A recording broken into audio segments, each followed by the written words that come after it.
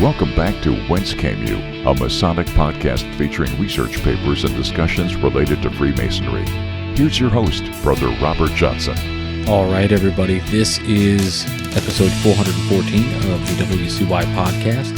This week, I've got a special episode coming at you from Worshipful Brother Jason Richards of the Masonic Roundtable is guest hosting this week. And I'd like to go ahead and get right into that right now. So, take it away, Worshipful Brother Jason. Hey everybody, welcome back to Whence for episode 414, Initiatory Rites of Passage.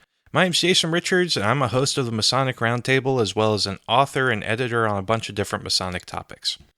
Thanks so much to Robert Johnson for letting me come onto the show and spend some time with y'all. We've got a great show for you. We've got two very new papers from brethren and friends in the Washington, D.C. area, one of which is being featured in next month's Fraternal Review magazine out of California.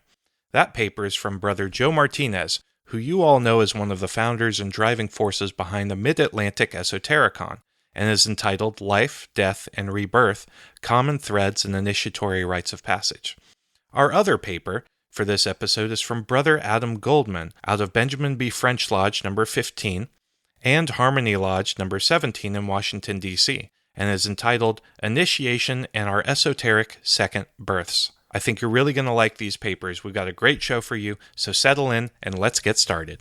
All right, now before we get into those pieces that Worshipful Brother Jason has put together for us, I do need to pay the bills. So, this program does not happen without your help. How do we make this program happen? How can you help make this program happen? That is, of course, through supporting us through PayPal or through Patreon. Those are our two primary methods. So, we have three tiers that you can join. Tier 1 is a $2 a month contribution. For that, you'll get your name on the site. We have a $5 tier, which is what we call our fellow. And for $5 a month, you get your name on the website, and I send you a personalized thank you card. And for $10 per month, you are a producer of the show, and you get your name on the site, a card in the mail, and I'm also going to send you a producer's pin as a thank you. Now, those same three tiers are on Patreon and on PayPal subscription model, so you can do either or. I also would like to say that we make this show possible. If you just want the pin, then go to wcypodcast.com, then order the producer's pin. I also have some Mason's Lady car decals, and of course the book that I wrote with Worshipful Brother John Ruark called It's Business Time, Adapting a Corporate Path for Masonry.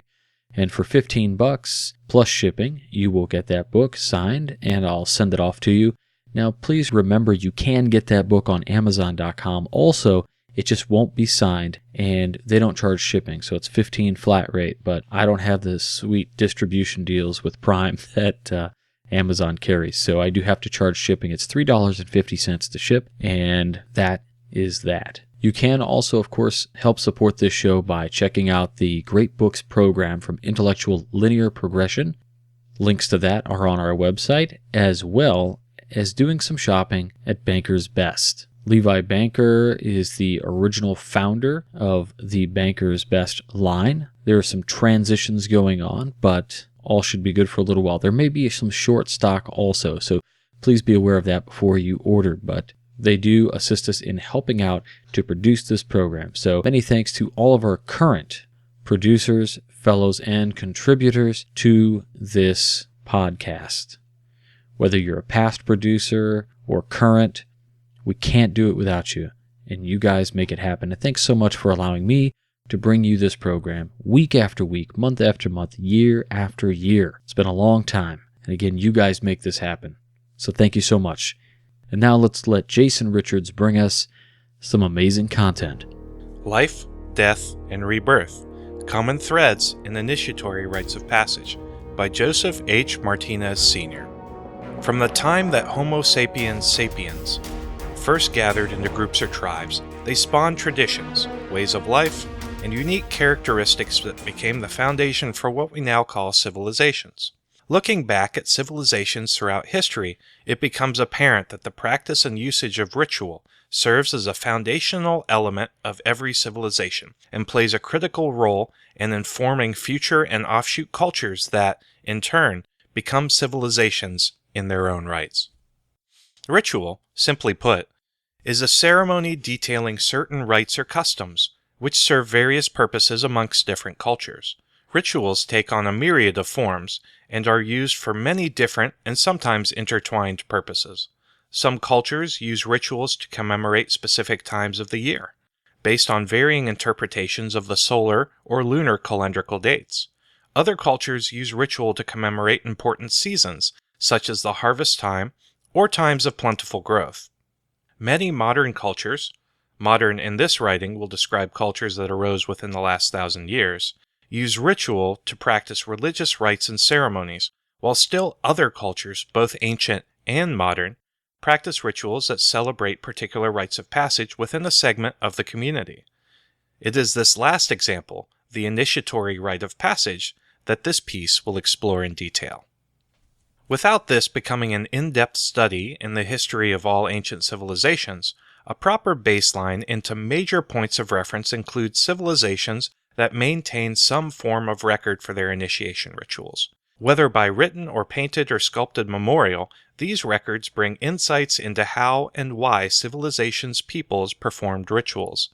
These civilizations include the ancient Egyptians, Minoans, pre-Hellenized Greeks, the Romans, early Judeo-Christian sects, and even early craft lodges.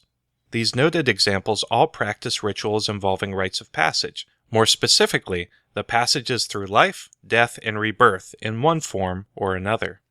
The following examples will highlight certain aspects of societies that utilize documented initiation rituals, specifically those that focus on a ritualistic death and, in some cases, a rebirth or resurrection. The intent is to highlight similarities amongst these rituals to demonstrate the common threads of transcending death that emerge among these varied and disparate groups segregated by language, location, and time.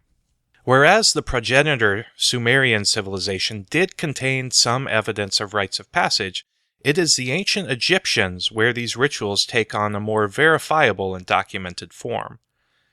As early as the 24th century before the Common Era, written texts exist depicting the story of Osiris, his death, dismemberment, reunification, and resurrection to a plane beyond ours. Osirian initiation rituals involved, but were not limited to, the exploration of a man's place in the cosmos, the duality of man, transcending this plane of existence, and unlocking the inner being free from the physicality of the world. In fact, one poignant note is that many of the recovered rituals related to Osiris's death ritual involve traveling west toward the land of the dead, the opposite direction being a place where the light emerges each day. This last phrase should resonate with most Freemasons. From Egypt we travel to Crete, where the Minoan civilization was already flourishing at the time of the earliest writings found in the pyramid texts of Egypt. It is estimated that as early as 2000 to 1700 BCE, there existed some trade and cultural exchange between the Minoans and the Egyptians, evident in their artwork and trade markets. While Minoan advanced culture predated the Egyptians by centuries, the records of initiation rituals date to a later period. The bulk of the records detailing rites of passage in Knossos, the center of Minoan civilization and culture, involved puberty rites, or rites of manhood. Bull-leaping ritual frescoes adorn the palace of Knossos. These ceremonies were likely used to transition the younger males from their state of youth to one of manhood. From Knossos, we travel to mainland Greece, home of the Mycenaeans. This civilization predated the classical Greeks, flourishing from approximately the 15th century BCE to the mid-13th century BCE. During this period, the rise of the classical Greek pantheon of gods rose to prominence, and some Minoan deities fell by the wayside. The Mycenaeans were also known for elaborate and contemplative funeral rites. Of note, extant records of cult rituals indicate that the Mycenaeans gravitated more toward goddess worship over a male primary deity in their ceremonies. Young girls and women are depicted prominently in cult practices, as evidence of animal sacrifice and elaborate ceremonies feature in the remaining artwork from the period. What these rituals exactly commemorated or led to is still unknown. However, we can infer that ceremonies and rituals included both sexes, practiced animal sacrifice, and marked rites of passage for all who participated. With the fall of the Mycenaean culture, the other Aegean civilizations fell into a general decline for about 200 years, a period of time known as the Greek Dark Ages or Homeric Age of Greece. During this period and the subsequent rise of the Greek city-states, the municipality of Eleusis arose to fill the void in ritualistic experiences. The city of Eleusis was home to the aptly named Eleusinian Mysteries, or the rituals and drama regarding the story of Demeter and Kore, or Persephone. These initiatic practices were divided into the lesser and greater mysteries, prompting the longest contiguous cycle of initiation for a select group of peoples ever. They were based on the seasons and cycles of the year, ritual death, resurrection, and hope for an immortal destiny. Persephone was the daughter of Demeter, the goddess of the harvest, and Zeus. The myth details the kidnapping and betrothal of Persephone to Hades, god of the underworld, and the wanderings of her enraged mother Demeter to find and rescue her.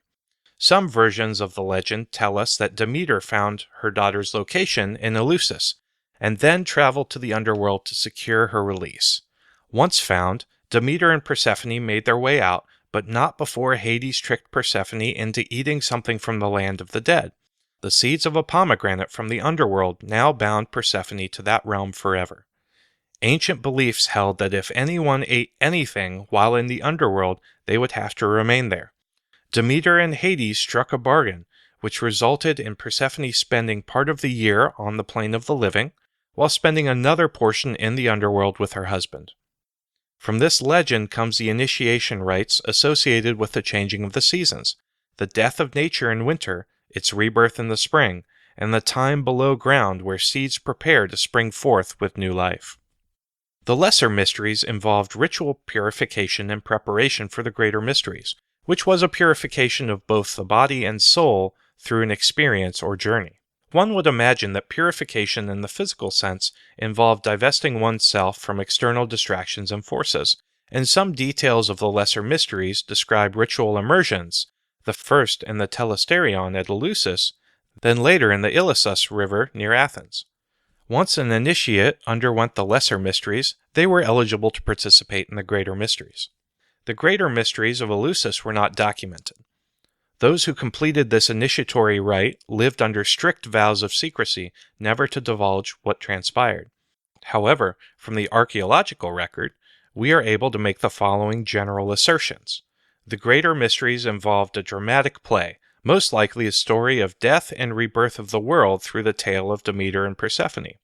They involved vows of secrecy, as well as an experiential journey that both taught the initiate and made them a participant in the drama. Immersive initiation, especially geared toward teaching initiates the truths about nature, death, and rebirth to a higher plane of consciousness, should be familiar to all those who participate in the craft.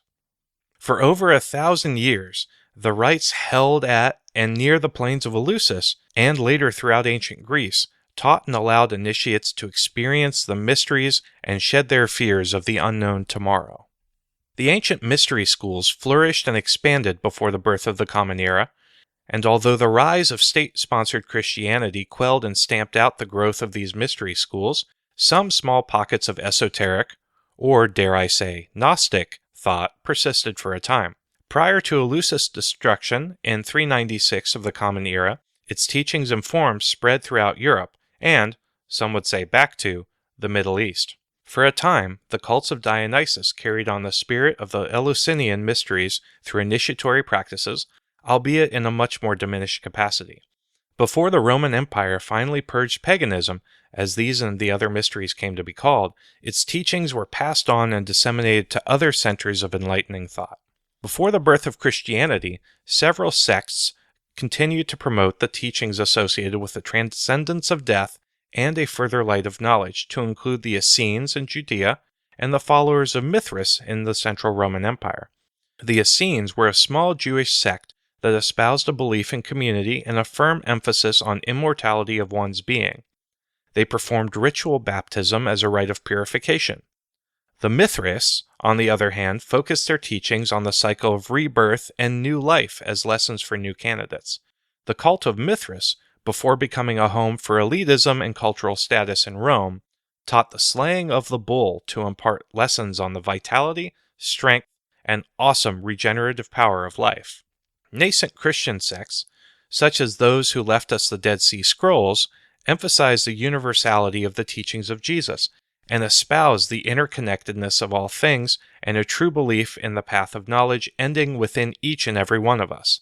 These beliefs became later known as Gnosticism, which predated the Pauline version of Christianity enforced in Rome after the 2nd century Common Era, but they, along with the last vestiges of the mystery schools, Mithraism, and the Judeo-Christian hybrid sects, were abolished by the beginning of the 5th century Common Era.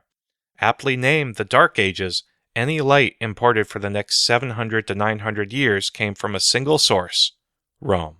Free thought and worldly knowledge were not readily accessible throughout the remnants of the declining empire, or even during the rise of the feudal and royal systems of Europe and the Western world.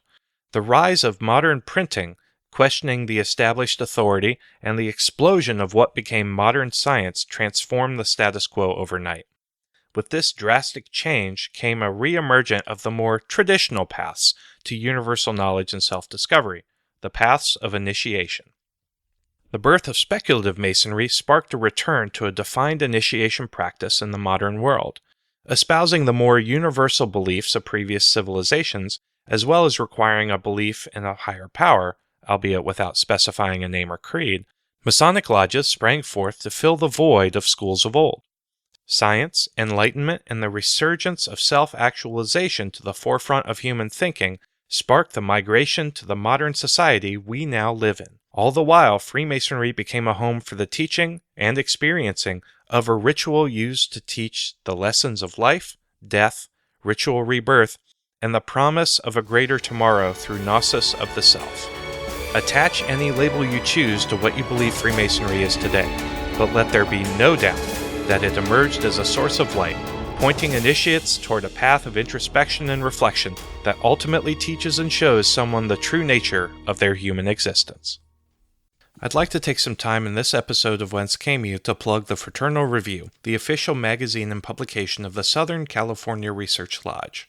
I had the privilege of being the guest editor for the October issue of the review, which drops on Tuesday, October 1st. The theme is Death, Immortality, and Freemasonry.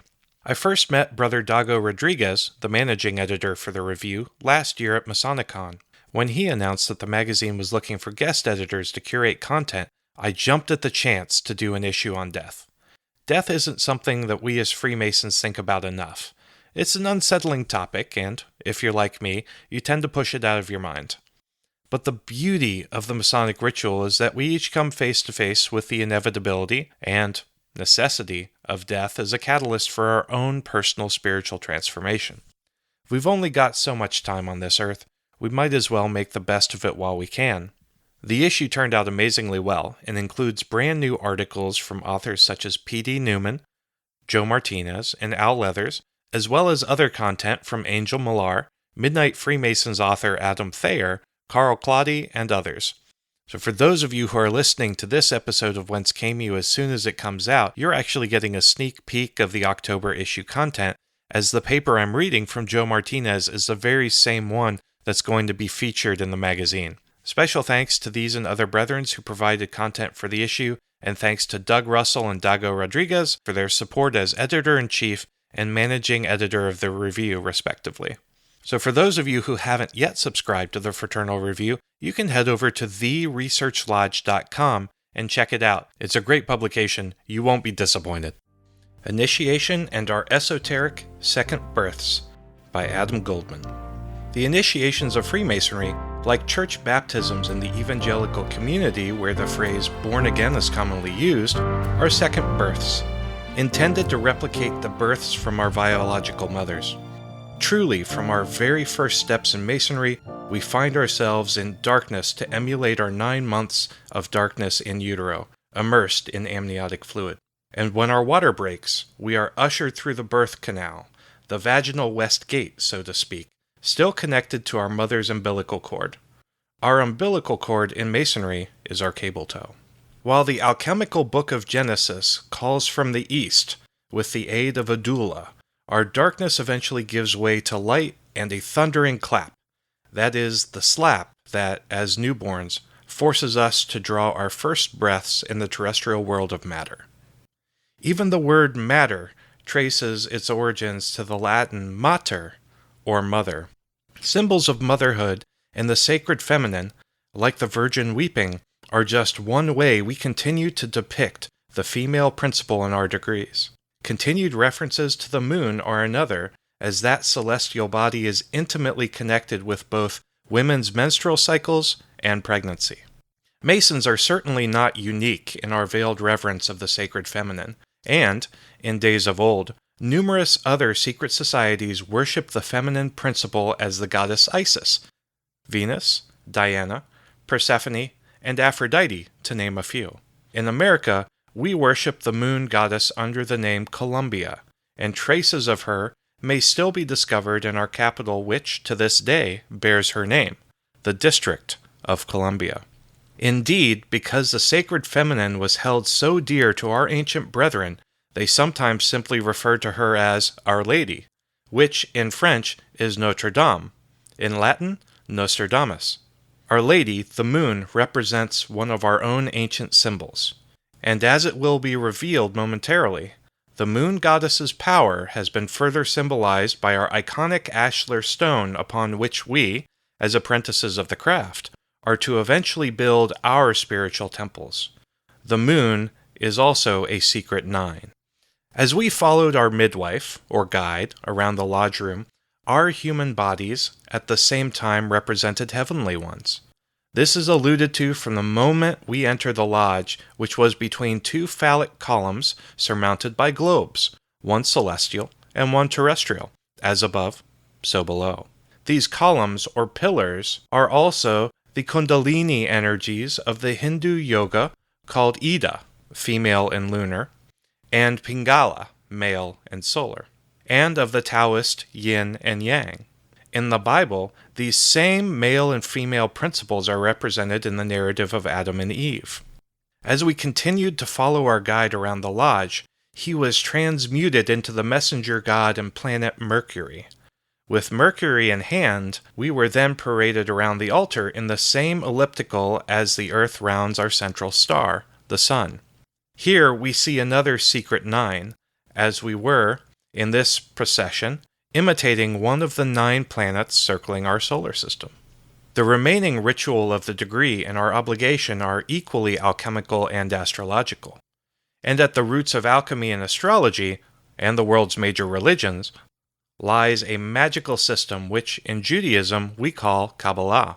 Kabbalah, like Freemasonry, is a peculiar system, veiled in allegory and illustrated by symbols. Nearly all our Masonic forefathers were students of Kabbalah, and C.W. Leadbeater, in his Freemasonry and its Ancient Mystic Rites, stated the following: "The Jewish mysteries are the source of our present tradition, of which was carried to Rome, and thence passed down through the collegia into the medieval guilds, finally emerging in the 18th century in the speculative rituals of the craft degrees, in the Holy Royal Arch and the degree of Mark Master Mason, and in those of other emblems and ceremonies." Leadbeater's sentiments have been echoed by many of the great luminaries of our craft as well. Indeed, we find corroboration of Leadbeater's statements in the writings of such notables as Albert Pike, Albert Mackey, and Manly P. Hall. When the Kabbalah is scoured for additional traces of the secret 9, we find, as one might expect, eye-opening synchronicity. Kabbalah is derived from the root Kabal, which, in Hebrew, means to receive, and describes the manner by which God, in its infinite state, called the Ein Sof, is received by man in Malkuth, or kingdom, through a series of 10 emanations called the Sephira, singular, or the Sephiroth, plural. Like our own conceptions and births, the Sephiroth are revealed and made solid through a series of falls that begin with an idea, the spermatozoa, the act of creation, egg fertilization, formation, and so on. The Sephiroth are arranged in 3 vertical columns or pillars, and when a candidate enters the lodge, he finds one pillar to his left and one to his right. Here, the apprentice represents the middle pillar of the Kabbalistic tree of life, which is the pillar of equilibrium. This middle pillar is also Jacob's ladder in the book of Genesis, and, as will be exposed below, it was especially significant that his vision was revealed while his head was resting on a rock or stone.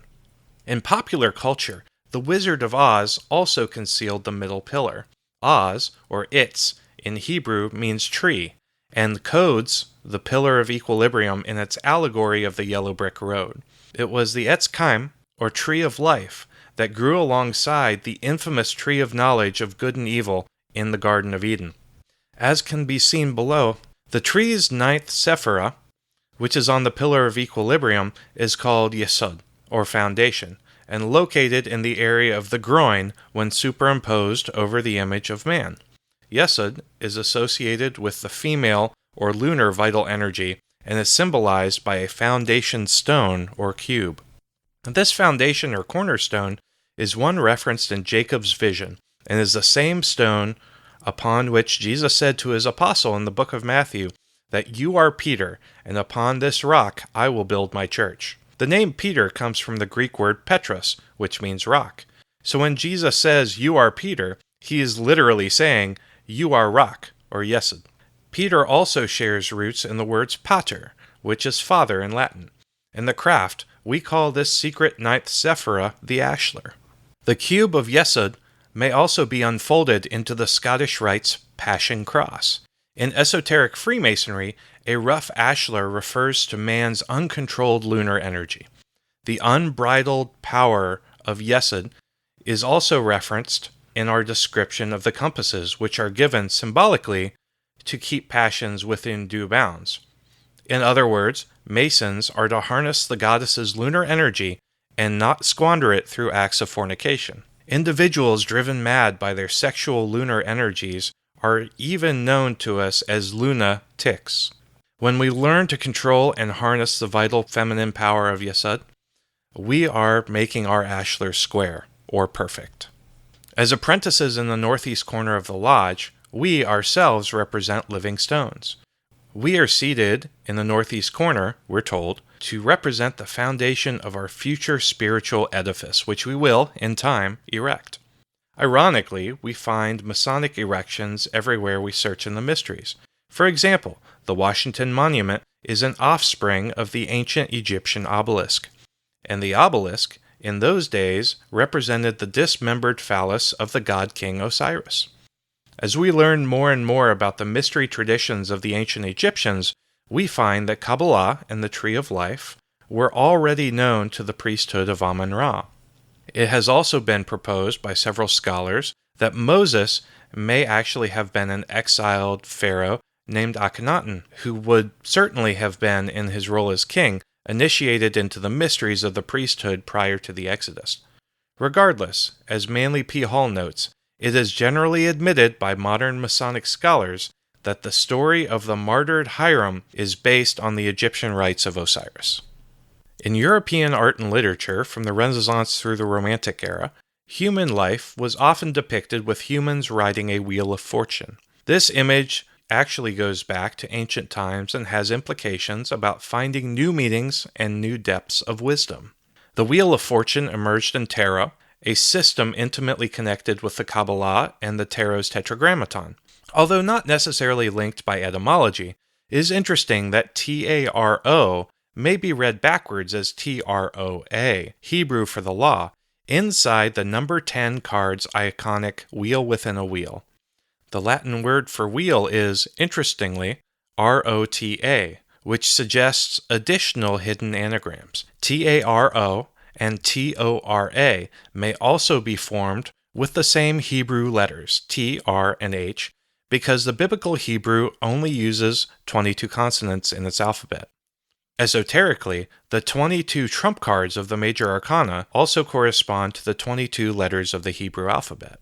The Christogram, or Chi Rho, used by the Roman Emperor Constantine, also, according to some mystics, secreted the Tetragrammaton in its several letters. Chi, the letter X, sideways T, or Tau cross, Alpha, sounded A, Rho, letter P, sounded R, and Omega, sounded O, or T, A, R, O. The Chi is also a prevalent symbol among the York Rites Knights Templar. In Hebrew, the name Hiram likewise is spelled interchangeably with Hermes. This refers to Hermes Trismegistus, the father of Hermetic teachings.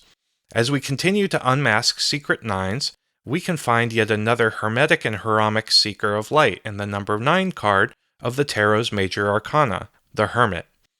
It is noteworthy that Hermit, like Hiram and Hermes, contains the same 3 main consonants, H, R, and M.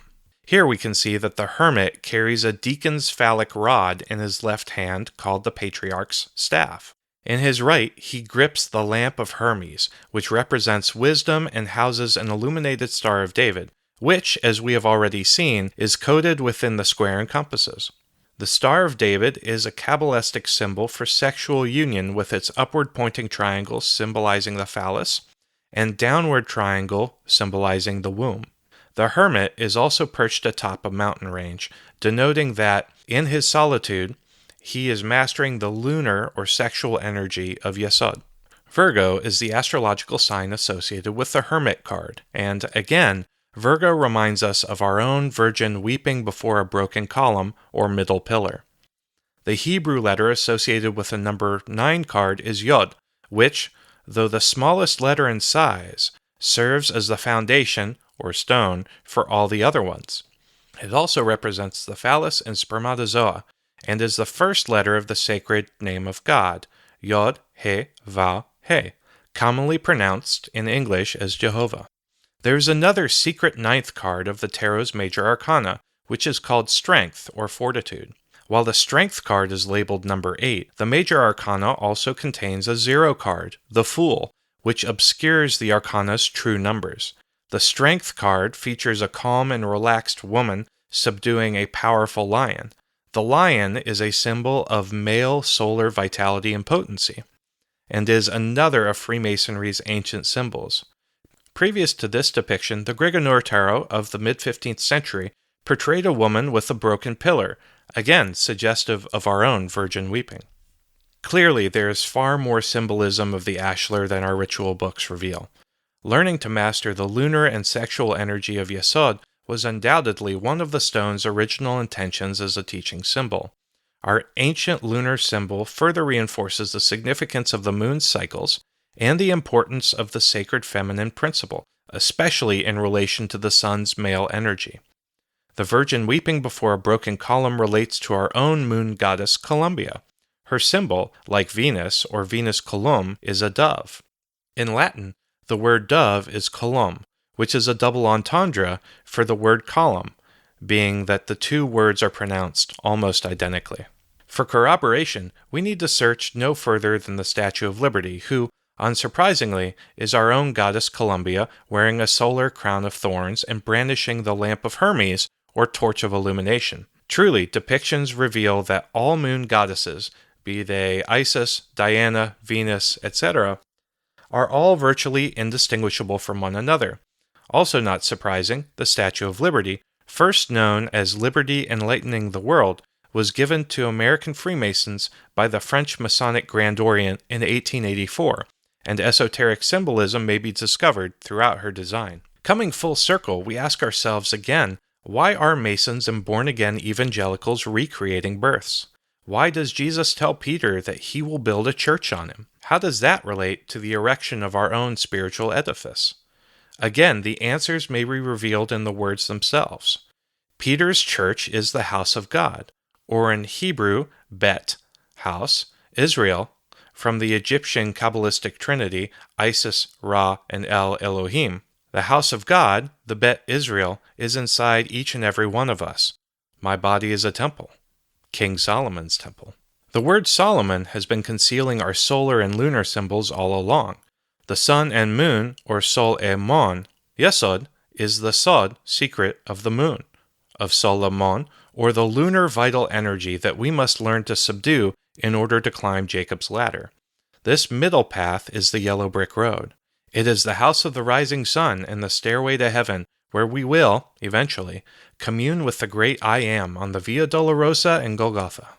The internal Via Dolorosa is a rough and rugged road, but the sufferer, when saved, is saved by what seems to him a second birth, a deeper kind of conscious being than he could enjoy before.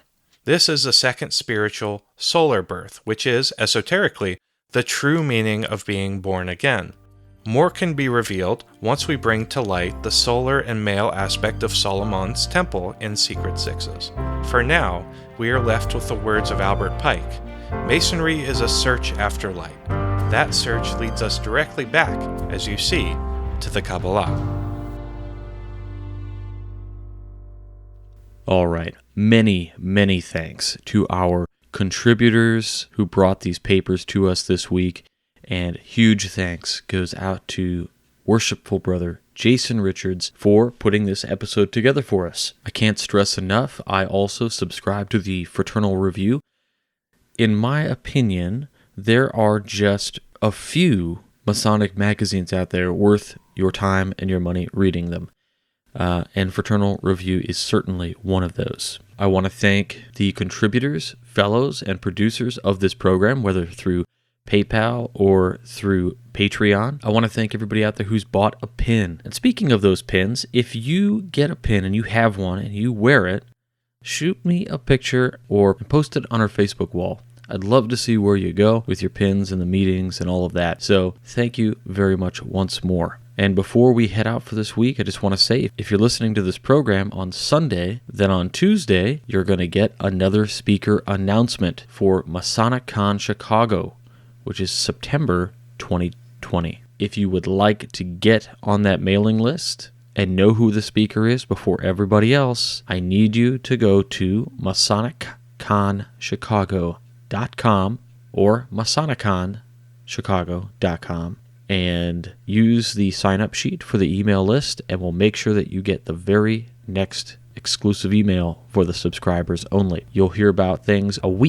whole week before everybody else. And that includes a special ticket discount once we get ticket sales up and going. That's it for this week. I hope you all enjoyed. Until next week, and just a quick little heads up, next week we've got a great episode with illustrious Brother Stephen L. Harrison, who's going to come on and we're going to talk Ray V. Denslow, one of the most foundational Freemasons of the 20th century. So until then, I hope you guys all have a wonderful week. Stay on the level. For Whence Came You, I'm Robert Johnson. Take care.